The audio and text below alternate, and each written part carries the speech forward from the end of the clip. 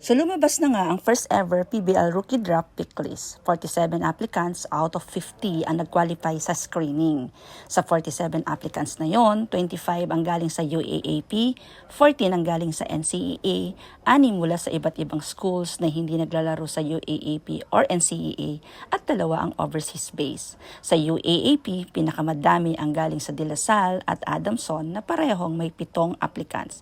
Kaya asahan ang pagbabago sa lineup ng De La Salle at Adamson sa UAAP.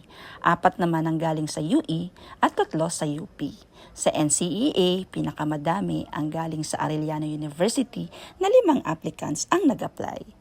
Pangalan ni Thea Gagate at Julia Coronel ang pinaka-nag-standout sa listahan dahil kasalukuyang nasa Alas Pilipinas at kasama sa squad na nakakuha ng historic bronze medal para sa Pilipinas sa katatapos lang na 2024 ABC Challenge Cup. Madami din ang nagulat dahil kasama din sa listahan si Leila Cruz ng De La Salle na nasa injury list ngayon at sumama din si Michael La Rosa. Kapansin-pansin din na wala ang pangalan ni Bella Bilen at Alaysa Solomon na maugong dati na magpo-pro pero ngayon mananatili na lang sa NU Lady Bulldogs.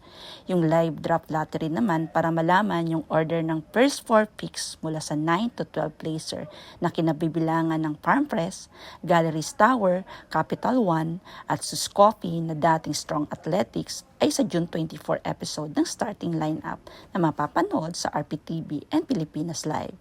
Yung 2-day draft combine naman ay sa June 25 to 26, 2024 na gaganapin sa Gameville Ballpark sa Sheridan, Mandaluyong.